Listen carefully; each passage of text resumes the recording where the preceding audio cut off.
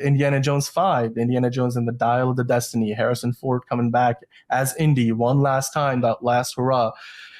It's a movie that debuted at Cannes this year, and basically they were thinking it was going to get the Top Gun Maverick reception. And while they got a standing ovation for Harrison Ford for his life and career, they really didn't get that for the movie. And for a movie, James Mangold, like he's done movies like Logan and stuff, and he's going to be doing the Swamp Thing movie for the new DCU I didn't know franchise. Oh yeah, he announced that during the whole press tour. Nice. So there's a lot of talent here. Phoebe Waller-Bridge. There's a lot going on in this movie. It's Lucasfilm. It might be Kathleen Kennedy's last hurrah before she supposedly steps down as the chair of Lucasfilm or the president of Lucasfilm. So I want to ask you, what are your expectations? I mean, this is our first indie movie in over a decade. We may not get another one ever, or maybe when we do, it won't be Harrison Ford. What are you thinking? Like, are you gonna go watch this? Are you gonna enjoy it? Are you gonna? I think they're gonna retcon Shia LaBeouf. That's all. I'm excited to see Fleabag. You think so? Like, you mean like they're gonna say that he was never Indy's son in the first place? I think they're gonna retcon it. I know it. I don't think that they're. I don't even know if there's gonna be even like a callback. I think they're just gonna be like, that got hit with so much bad press, and then now he's a little controversial. We're just gonna ignore it. We're just gonna move on. This goddaughter Fleabag of his is just going to be his. This is the new hair. Maybe they'll get it right. Maybe passing the torch will actually get done properly this time. We'll see. What do you think? Yeah, I'll be honest with you. I would have never. I mean, I guess back then you could have bet a franchise on Shia LaBeouf with his Transformers days and stuff, and people probably thought he had a lot of potential. And I'm not saying he doesn't. I just don't think his career has translated to the Hollywood megastar that maybe at one point he was.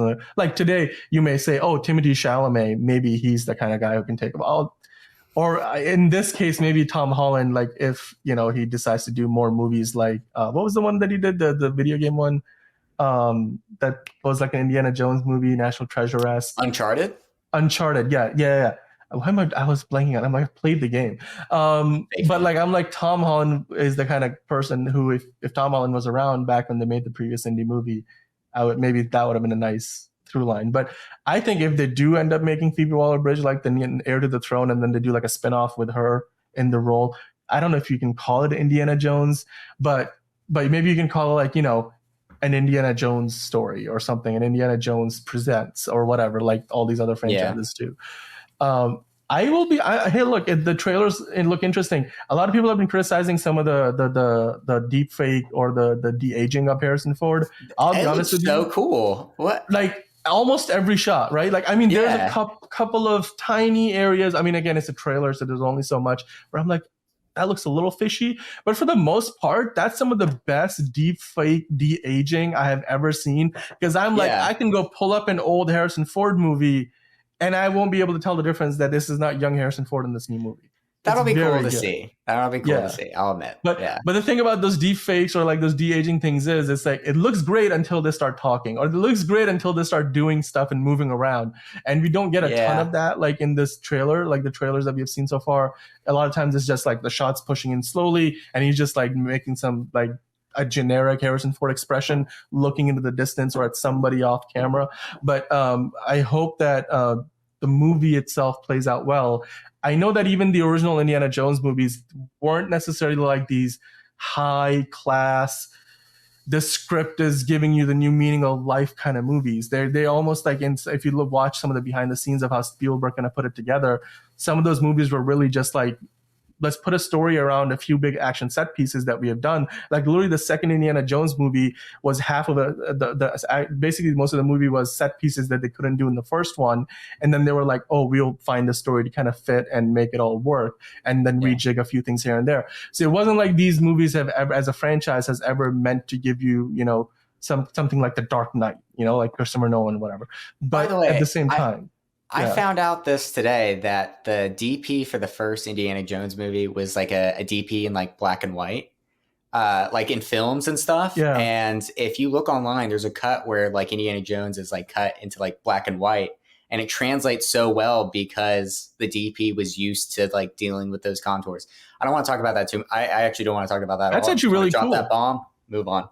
Because a lot of people don't realize that director of photography's job is not just to make things look pretty. It's to help light every shot. Yeah. Like he's not the one, all depending on the size of the production, moving the lights around.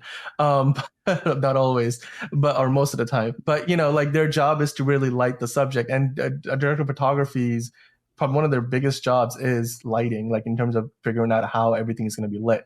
So if you're lighting for black and white, I mean, I think that's kind of like my analogy with black and white cinematography versus color cinematography is always, are you driving manual or are you driving automatic? And it's like, if you know how to drive manual, which is black and white, then automatic becomes a whole lot easier because you have the fundamentals down, and you're going to be, generally speaking, a better driver. So I don't know how well that analogy translates for everybody, but in my mind, that's how I make sense of it. I'm excited because I have not seen an indie movie in quite some time, and I'll probably try to watch at least one or two before I go into this. Oh, yeah. Like recently, I watched John Wick, like all three of them before watching John Wick 4. I was on a Fast and Furious binge, literally. Like I know there's like 10 of them or 10, yeah, if you count Hobbs and Shaw before Fast 10, and I think I rewatched almost every single one because they have them on playing on cable, and then you have them on streaming, and you're just like, once you get going on the binge, you're like, okay, let's keep going. And then watching Fast X, I'm like, I think it enhances your experience if you watch the previous entries in the franchise, even if they don't directly connect to each other.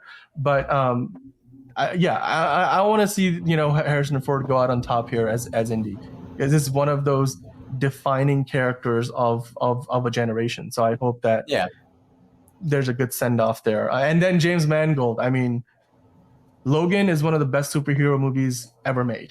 Like right up there with The Dark Knight. I no matter how this turns out, I really hope that he does a good job at Swamp Thing, because that's another difficult project to take on for any filmmaker. And yeah, good for James Gunn pulling him in. Anyway, yeah, I guess we'll be talking about it next week. I don't know, Roland, are you going to be joining us next weekend? I wasn't going to say it on air, but no. No? Oh, man. Okay. Well, that's okay. That's okay. Well, do check the movie out and let us know. Maybe like on the next episode of Rolan Underground, you're like, oh, I checked that ND5. Well, very good. But, or maybe you'll be saying something completely the opposite. So anyway, we'll be back next week on the show. We'll talk about ND5. I'm sure we'll talk about a whole lot more. The summer movie season it feels like been going on for a little while, but we're only in June, so we got lots more to come.